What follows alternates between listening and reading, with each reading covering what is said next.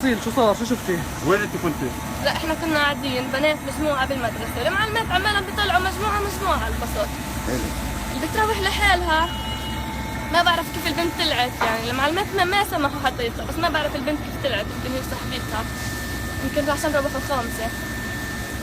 كانت واقفة على الموقف عادي يعني بتستنى باص زي أي بنت يعني.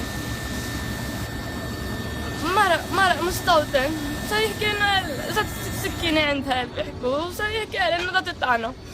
اجى الشرطة من كل جهة وإجت تهرب وتطيع بعدوا عني ومش عارفة شو.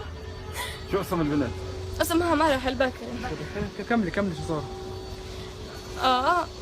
أخوة يعني سمعنا أكثر من رصاصة يعني كثير بجوز 10 هيك شيء يعني بسرعة كمان يعني.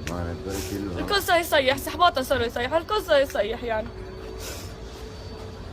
وبس.